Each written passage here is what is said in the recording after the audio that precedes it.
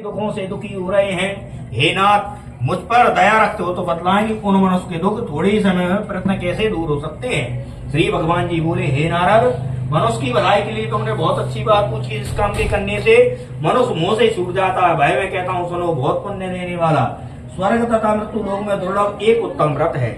आज मैं प्रेम बस होकर तुमसे कहता हूँ, सत्यनारायण का व्रत अच्छी तरह विधि पूर्वक करके मनुष्य आयु पर्यंत यहाँ के सुख भोग कर मरने पर मोक्ष को प्राप्त करता है। श्री भगवान के वचन सुनकर नारद मुनि बोले, उस व्रत का क्या फल है, क्या विधान है, किसने यह व्रत किया है और किस दिन यह व्रत करना चाहिए, विस्तार से कहिए। भगवान बोले, सुख दुख आदि को दूर करने वाला, धन धान को बढ़ाने वाला, सौभाग्य तथा संतान को देने वाला यह व्रत सभी स्थानों पर विजयी करने वाला है। भक्ति और श्रद्धा के साथ मनुष्य श्री सत्यनारायण की शाम के समय ब्राह्मण और बंधु बांधव सहित धर्म पर्ण होकर पूजन करे।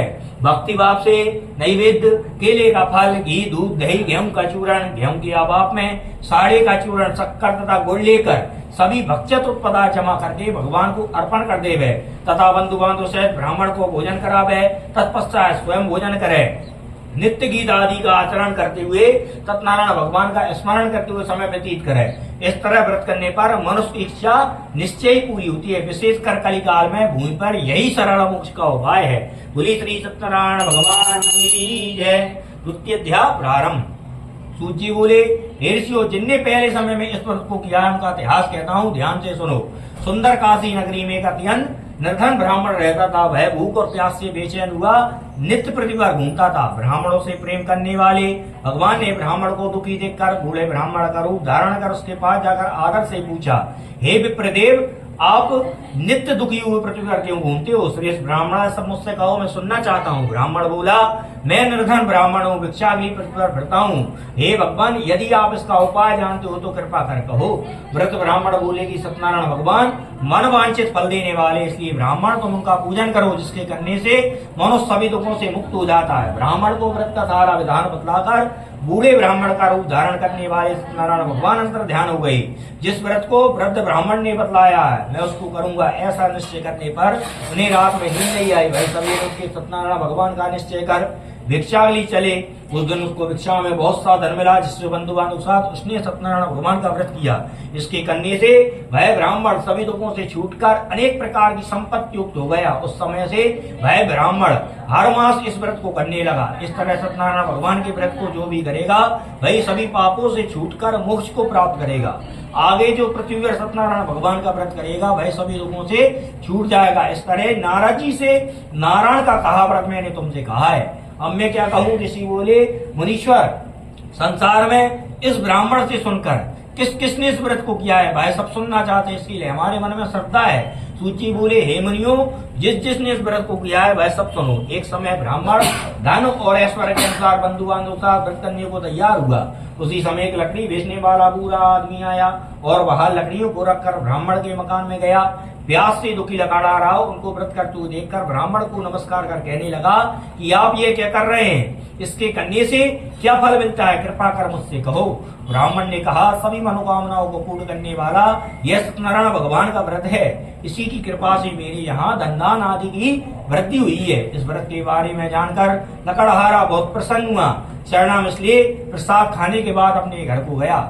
लकड़हारे ने मन में इस प्रकार का संकल्प किया कि आज से लकड़ी बेचने से जो भी धन मिलेगा उसी से सत्यदेव का उत्तम व्रत करूंगा। ऐसा मन में विचार कर वह बूढ़ा आदमी लकड़ियों को अपने सर पर रखकर जिस नगर में धनवान लोग रहते थे वैसे सुंदर नगर में गया। उस रोज उन लकड़ियों का दाम पहले दिनों से चौगुना मिल गया। तब वह बूढ़ा लकड़हारा दाम लेकर अत्यंत प्रसन्न हो पके केले की फली, शक्कर, घी, दूध, दही, गेहूं का चूर्ण सत्यनारायण भगवान के व्रत की कुल सामग्री लेकर अपने घर को गया। फिर अपने भाइयों को बुलाकर विधि के साथ भगवान जी का पूजन किया और व्रत किया। उस व्रत के प्रभाव से वह बूढ़ा लकड़हारा धन पुत्र से युक्त होकर संसार के समस्त होकर वैकुंठ को चला गया। बोली श्री सत्यनारायण भगवान की जय। तृतीय अध्याय प्रारंभ। सूत जी बोले, हे ऋषियों, में और भी कथा कहता हूँ। किसी समय में उल्कामुख नामक एक बुद्धिमान राजा रहता था। वह सत्यवादी जितेंद्रिय था। प्रतिदिन देवस्थानों पर जाता और गरीबों को धन देकर उनके कष्ट दूर करता था। उसकी पत्नी कमल के समान मुख वाली थी, सती साध्वी सी। भद्रशील नदी के तट पर उन दोनों ने सत्यनारायण भगवान का व्रत किया। उसी समय एक साधु वैश्य आया उसके पास व्यापार के लिए बहुत सा धन था। वह नाव को किनारे पर ठहरा कर राजा के पास गया और राजा को व्रत करते हुए देखकर विनय के साथ पूछने लगा कि हे राजन, भक्त चिंता से आप यह क्या कर रहे हैं? मेरी सुनने की इच्छा है, सब मुझसे बतलाएं। राजा बोला, हे साधु, अपने बंधु बांधव सहित सत्यनारायण जी का व्रत व पूजन किया जा रहा है। पुत्र प्राप्ति के लिए यह व्रत और पूजन किया जा रहा है, इससे पुत्र की प्राप्ति होगी। व्यास ने कहा, हे राजन, मुझसे इसका सभी विधान कहो, मैं भी आपके कथन अनुसार इस व्रत को करूंगा। मेरी कोई संतान नहीं है, इससे निश्चय ही होगी। राजा से सभी विधान सुनकर व्यापारी निर्वक्त आनंद के साथ घर गया। साधु ने अपनी स्त्री से संतान देने वाले उस व्रत का समाचार सुनाया और कहा, जब मेरी संतान होगी तब मैं इस व्रत को करूंगा। साधु ने ऐसे वचन अपनी स्त्री लीलावती से कहे। एक दिन उसकी स्त्री लीलावती पति के साथ आनंदित हो संसार में प्रवीण होकर सत्यनारायण भगवान की कृपा से गर्भवती हो गई तथा 10वें महीने में एक सुंदर कन्या को जन्म दिया। वह दिनों-दिन इस तरह बढ़ने लगी जैसे शुक्ल पक्ष का चंद्रमा बढ़ता है। कन्या का नाम कलावती रखा गया। तब लीलावती ने मीठे शब्दों से अपने पति से कहा, जो आपने संकल्प किया था कि भगवान का व्रत करूंगा, अब उसे करिए। साधु बोला, हे प्रिय, इसके विवाह पर करूंगा। इस प्रकार अपनी पत्नी को आश्वासन देकर वह नगर में गया। कलावती पृथुगृह में वृद्धि को प्राप्त हो गई। जब नगर में सखियों के साथ अपनी पुत्री को देखा तो तुरंत ही दूत को बुलाकर कहा, पुत्री के लिए वास्तुक संयोग वर देख कर लाओ। साधु की आज्ञा पाकर दूत कंचन नगर पहुंचा और बड़ी खोज देखभाल कर लड़की के लिए संयोग बड़ो पुत्र को ले आया।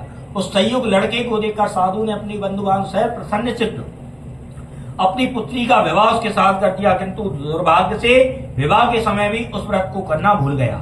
तब श्री भगवान क्रोधित हो गए और श्राप दिया कि तुम्हें दारुण दुख प्राप्त होंगे। अपने कार्य कुशल बनिया जमाता सहित समुद्र के समीप स्थित रत्नापुर नगर में गए। वह दोनों ससुर जमाई चंद्रकेतु राजा के नगर में व्यापार करने लगे। एक रोज सत्यनारायण भगवान की माया से प्रवक्त कोई चोर राजा का धन चुरा कर भागा जा रहा था, किंतु राजा के दूत को आता देखकर चोर ने घबराकर भागते हुए राजा के धन को वहीं छिपा कर रख दिया जहां पर ससुर जमाई ठहरे हुए थे। जब दूत ने साधु वेश के बाद अपने धन को रखा देखा तो दोनों को बंदी बनाकर ले गए और प्रसन्नचित दौड़ते हुए राजा के समीप जाकर बोले, हम 2 चोर पकड़ कर लाए हैं, देखकर आज्ञा दें। तब राजा की आज्ञा से उन्हें कड़े कारावास में डाल दिया, उनका सभी धन छीन लिया। सत्यनारायण भगवान के श्राप द्वारा घर पर पत्नी बहुत दुखी हुई। घर में जो धन रखा हुआ था उसे चोर चुरा कर ले गए।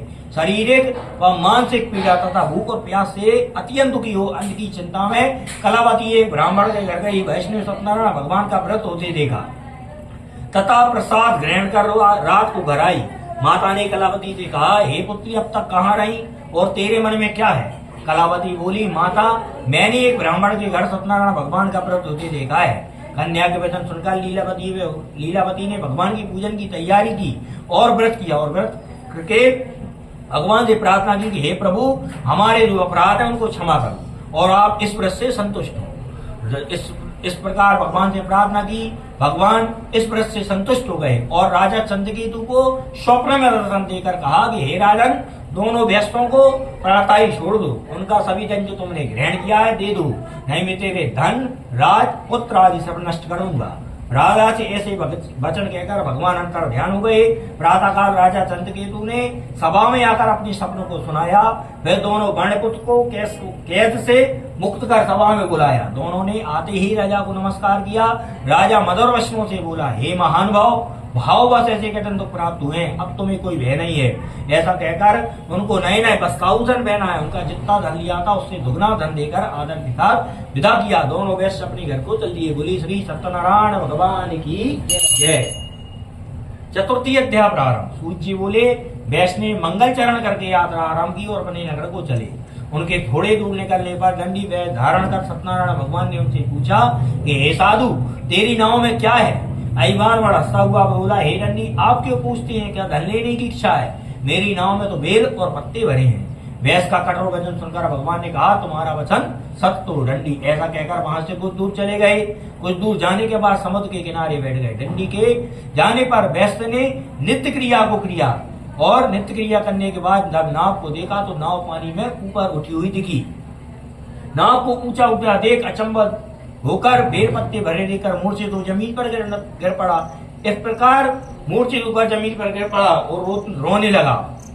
उसको रोता हुआ देख उसका दामाद बोला कि आप शोक न करें, यह दंडी का श्राप है, अतः उनकी शरण में चलना चाहिए, तभी हमारी मनोकामना पूर्ण होंगी। दामाद के वचन सुनकर वह दंडी के पास पहुंचे और अत्यंत भक्ति भाव से नमस्कार करके बोले, मैंने जो आपसे असत वचन कहे थे उनको क्षमा करो, ऐसे क्षमा करो और नौका में पहले के समान धन भर दो। भक्त वचन सुनकर भगवान इच्छा अनुसार पर देकर अंतर ध्यान हो गए। तब उनने नाव पर आकर देखा कि नाव धन से परिपूर्ण है। फिर सत्यनारायण भगवान का पूजन कर साथियों सहित अपने नगर को चले। जब अपने नगर के निकट पहुंचे तो दूत को घर भेजा। दूत ने साधु के घर जाकर उनकी स्त्री को नमस्कार करके कहा कि साधु अपने दामाद सहित इस नगर के समीप आ गए हैं। ऐसे वचन सुनकर साधु की स्त्री बड़े हर्ष के साथ सत्यदेव का पूजन कर पुत्री ने कहा, मैं अपने पति के दर्शन को जाती हूँ, तुम कार पूर्ण कर शीघ्र आना। माता के ऐसे वचन सुनकर कलावती प्रसाद को छोड़कर पति के पास गई। प्रसाद की अवज्ञा के कारण सत्यदेव रुष्ट हो गए, उसके पति को नाव सहित पानी में डुबा दिया। कलावती अपने पति को ना देखकर रोती हुई जमीन पर गिर पड़ी। इस तरह नौका को डूबा हुआ तथा कन्या को रोता हुआ देख साधु दुखी हो बोला, हे प्रभु, मुझसे या मेरे परिवार से जो कुछ भूल हुई उसको क्षमा कर। उनके दीन वचन सुनकर सत्यदेव प्रसन्न हुए और आकाशवाणी हुई कि हे साधु, तेरी कन्या मेरा प्रसाद छोड़कर आई है, इसलिए इसका पति अदृश्य हो गया है। यदि घर जाकर प्रसाद खाकर लौटे तो इसे इसका पति अवश्य मिलेगा। ऐसी आकाशवाणी सुनकर कलावती ने घर पहुंचकर प्रसाद खाया, फिर आकर पति के दर्शन किए। तत्पश्चात साधु ने विधि पूर्वक सत्यनारायण भगवान जी का पूजन किया। उस दिन से वह पूर्णिमा को सत्यनारायण भगवान का पूजन करने लगा। इस श्लोक का सुख होकर अंत में स्वर्ग लोक को गया। बोली श्री सत्यनारायण भगवान की जय। पंचमी अध्याय प्रारंभ। सूची बोले, हे ऋषियों, में और भी कथा कहता हूँ, सुनो। प्रजापाल में लीन त्वंध्वज नाम का राजा था। उसने भगवान का प्रसाद त्याग कर बहुत दुख पाया। एक समय वन में जाकर वन पशुओं को मारकर बड़े के पेड़ के नीचे आया। वैश्य ने ग्वालों को भक्तिभाव सहित सत्यनारायण जी का पूजन करते देखा। राजा देखकर भी अभिमानवश वहां नहीं गया, ना ही नमस्कार किया। जब ग्वालों ने भगवान का प्रसाद उसके सामने रखा तो वह प्रसाद को त्याग कर अपनी सुंदर नगरी को चला आया। वह अपना सब कुछ नष्ट पाया तो जान गया सब भगवान ने किया है। तब वह विश्वास कर ग्वालों के समीप गया और विधि पूर्वक पूजन कर प्रसाद खाया तो सत्यदेव की कृपा से सब कुछ पहले जैसा हो गया। दीन काल तक सुख भोग कर मरने पर स्वर्ग लोक हो गया। जो मनुष्य इस परम दृढ़ व्रत को करेगा, भगवान की कृपा से उसके यहाँ धनदान आदि की प्राप्ति होगी। निर्धन बाधाओं से निर्वक्त हो जाएगा। संतान इनको संतान की प्राप्ति होगी। सभी मनोकामना पूर्ण होकर अंत में वैकुंठ धाम हो जाता है।